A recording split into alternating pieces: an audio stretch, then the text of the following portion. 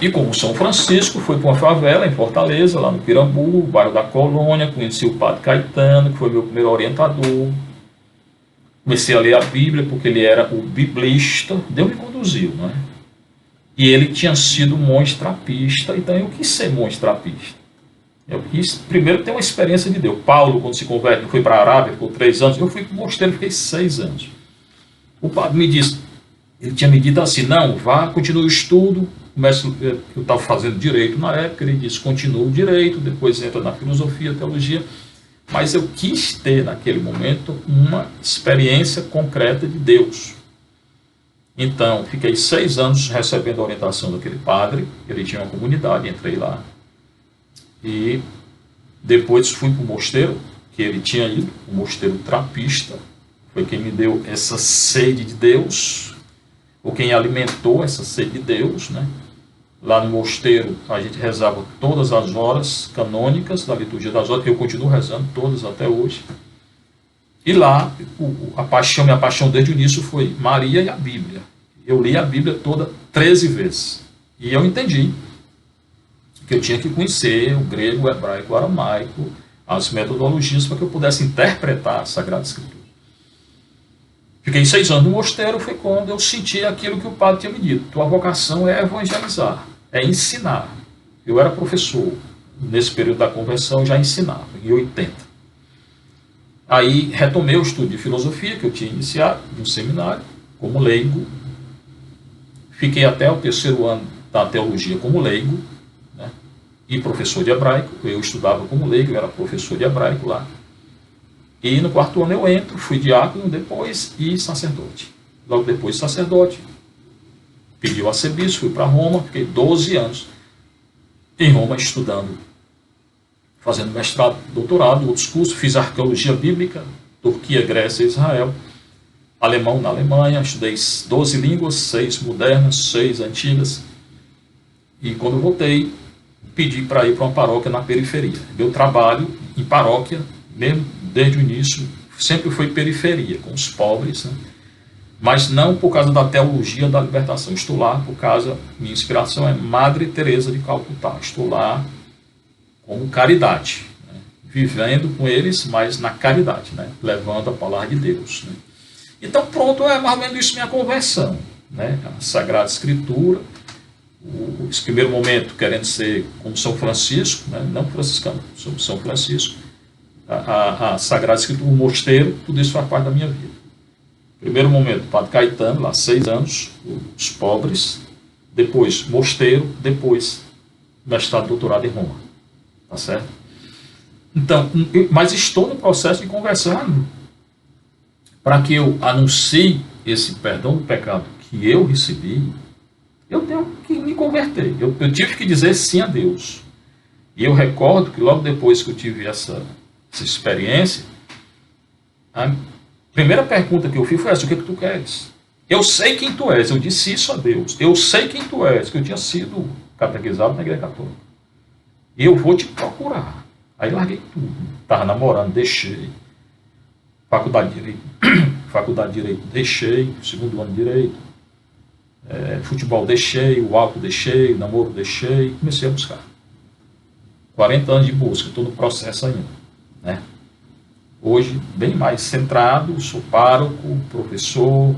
Então, na minha vida tem os pobres, tem o mosteiro e tem a Sagrada Escritura.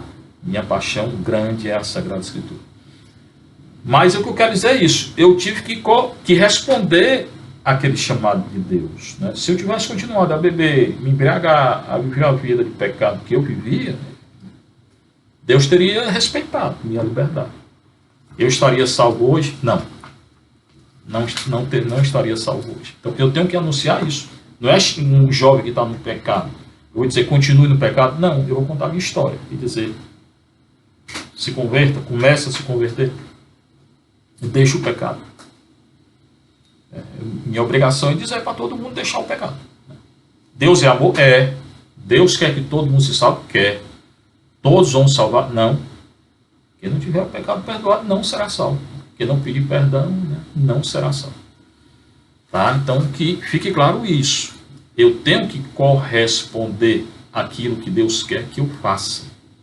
Eu tive que dizer sim. Um jovem está vivendo uma vida de pecado, um casal, duas pessoas. Eu tenho que dizer, isso é pecado. Eu quero continuar vivendo. Viva, a liberdade é sua, mas é pecado. Só vai encontrar a misericórdia, a graça, a paz, se deixar o pecado. Esse é o anúncio da conversão. Né? E não dizer, não estou aqui para julgar ninguém, nem todo mundo vai salvar. Eu também não estou aqui para julgar ninguém, não. Mas pessoa para ser salva tem que deixar o pecado. Para comungar, não pode comungar em pecado mortal. A comunhão é para todos? Todo mundo pode comungar? Não. Só aquele que tiver confessado o pecado mortal e tiver se arrependido, pagado a penitência. Senão não pode comungar. Todo tipo de relacionamento humano é querido por Deus? Não. Não é. O relacionamento humano querido por Deus, o casamento querido por Deus é homem e mulher casado na igreja católica. Fora disso, não. Qualquer relação antes do casamento querido por Deus? Não. Não é. A verdade é essa. Se a pessoa quiser continuar, é problema da pessoa. Mas não é querido por Deus. Aí entra o processo da conversão. Tem que deixar todo relacionamento que me distancia de Deus, seja ele qual for, pecado. Não me conduzirá à salvação. E isso depende de mim, não de Deus. Ele continua sendo amor e perdão. Ele continua querendo me converter. Continua querendo que eu me salve. Mas eu tenho que me converter. Qualquer relacionamento humano, afetivo, sexual, que não seja no casamento, para a igreja católica é pecado mortal. Precisa se converter. Então, nós precisamos nos converter e anunciar essa conversão. Não é só dizer está todo mundo no céu, não, porque não vão para o céu. Nem todo mundo entra no céu. Entra no céu quem tiver o pecado perdoado. Como eu disse, se tiver algo ainda a pagar, purgatório. Se não pedir perdão e não se arrepender, vai para o inferno. Bem, irmãos, quero citar mais um texto, que é 1 Coríntios 9,16. Um texto muito querido por Paulo, Paulo, um convertido, eu também sou um convertido. 1 Coríntios 9,16. Vou pegar aqui o texto a respeito da evangelização. De novo, para dizer que a evangelização, eu tenho que evangelizar, não é se eu quiser, não, é uma ordem. Eu tenho que proclamar o evangelho, que me converter, que crer, que batizar nações, que ensinar as nações, como Jesus ordenou, eu tenho que fazer. É o texto de Mateus 28, Marcos 16, Marcos 1, Atos 2 e agora o Paulo, 1 Coríntios 9,16. Anunciar o evangelho não é título de glória para mim. É antes necessidade que se me impõe. Ai de mim se eu não anunciar o evangelho. Eu digo isso aqui que Paulo está dizendo. Tá? Anunciar, proclamar o evangelho não é título de glória. Vai ser porque depois eu vou receber a glória, né? Se eu for coerente, se eu for apóstolo e discípulo, né? Mas não é um título, não é meramente um título de glória para ele e para mim, para Paulo, né? É antes necessidade, uma necessidade que ele tem e eu tenho, que se me impõe. De novo, é uma ordem, imposto, né? Ai de mim, o ai na Bíblia é uma maldição. Ai de mim se eu não anunciar o evangelho. Ai de mim se eu não proclamar o evangelho. Olha o que Paulo está dizendo aqui. 1 Coríntios 9,16. Vou pegar aqui no grego. 1 Coríntios 9,16. Portanto, angar. É o angelitsomai. 9,16. O que estem, então, portanto, o evangelizar é o angelitsomai. O evangelizar, o que estem, não é moi, para mim, cravo remar. Não é para mim título de glória. Ananke gar moi epikeitai, para que eu possa me gloriar. Né? A tradução, anunciar o evangelho, o ato de anunciar, não é título de glória para mim. Não é, nem para ele, nem para mim. É antes necessidade que se me impõe. É antes necessidade que se me impõe. Ananke gar moi epiketai. É uma necessidade. Tá? Ananke gar, que é imposta a mim. Amoi epiketai. Eu tenho que anunciar o Evangelho. O ai, gar, moi estem me evangelizum. Ai de mim se eu não evangelizar, se eu não proclamar. O Evangelho, o evangelizar não é um título meramente de glória. É uma obrigação que se me impõe. Ai de mim se não evangelizar.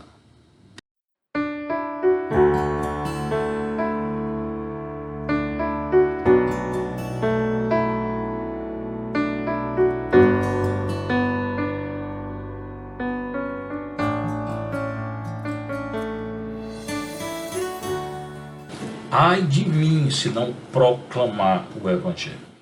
Irmãos, eu vou terminar, na verdade aqui foram 2 aulas, né? Vamos colocando essas aulas uma depois da outra. Vou terminar todas essas aulas, essas duas reflexões, com o texto do Vaticano II, o compêndio do Vaticano II, tá? O decreto Unitatis Redintegratio, sobre o ecumenismo. Se fala tanto de ecumenismo, eu estava falando de ecumenismo. Já disse, eu pertenço ao Vaticano II, você também. Nós estamos no tempo do Vaticano II. Não é o Vaticano III, nem o primeiro. Hoje é o segundo. Eu sou a favor do Vaticano II. O que eu sou contra de certas interpretações do Vaticano II. Mas eu sou a favor do Vaticano II. Decreto Unitatis Redintegratio, número 757. Capítulo 1, os princípios católicos do ecumenismo. Número 757, parágrafo. Jesus Cristo quer que seu povo cresça sob a ação do Espírito Santo. Certamente. Quem age na igreja é o Espírito Santo. E Jesus quer que nós cresçamos sob a ação do Espírito Santo. Através da fiel pregação do Evangelho.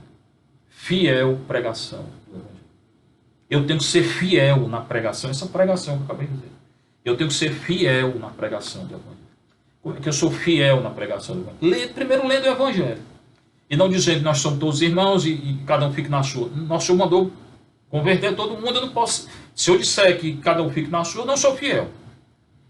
Se eu disser que eu não estou aqui para converter ninguém, eu não sou fiel. Porque o Senhor mandou eu converter.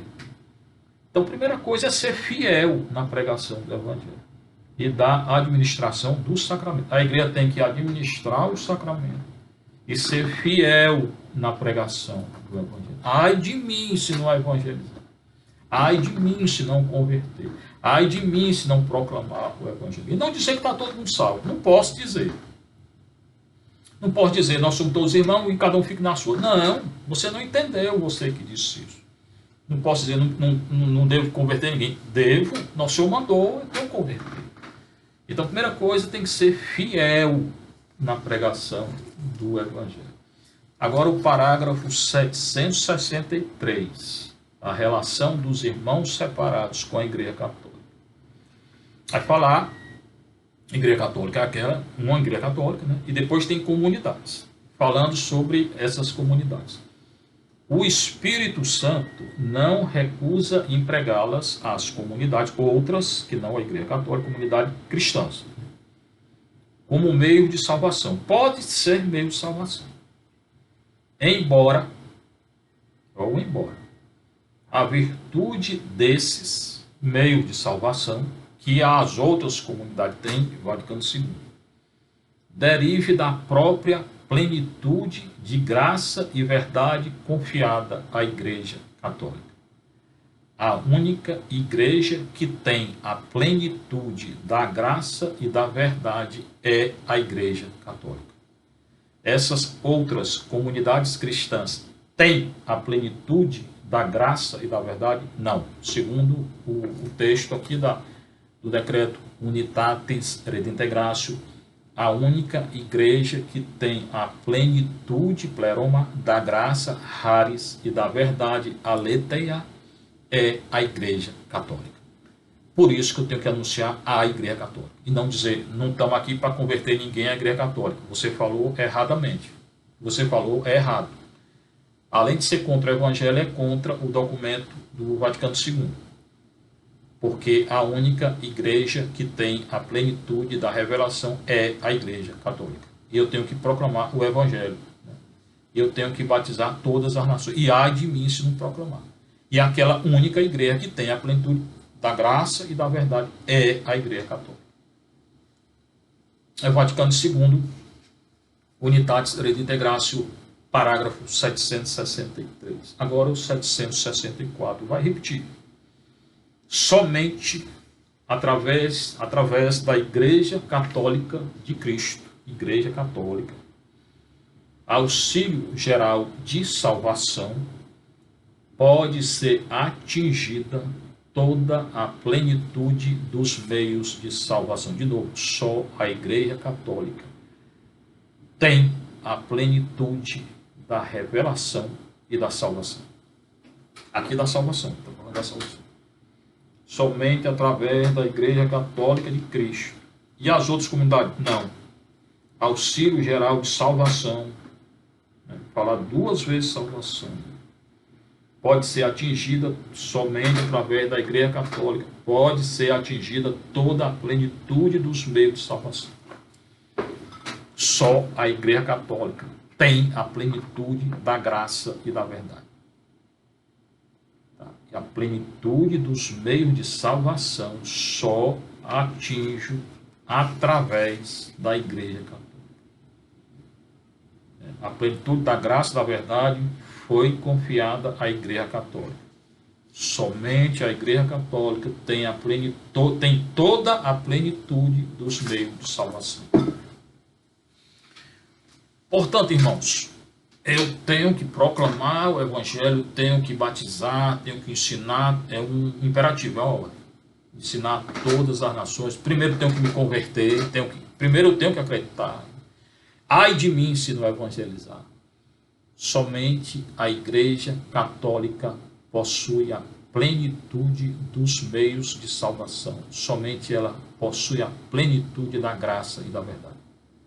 As outras comunidades não possuem essa plenitude. Tudo que eu falei aqui está nos Evangelhos, leia. Você pode não concordar, mas pelo menos leia. Né? E no Vaticano II, no compêndio do Vaticano II, no decreto Unitatis Redintegratio. Senhor esteja convosco. Bênção de Deus Todo-Poderoso, o Pai, o Filho e o Espírito Santo. Que a alegria do Senhor seja a vossa força. Fiquem em paz com Jesus, com a Igreja Católica e com Maria.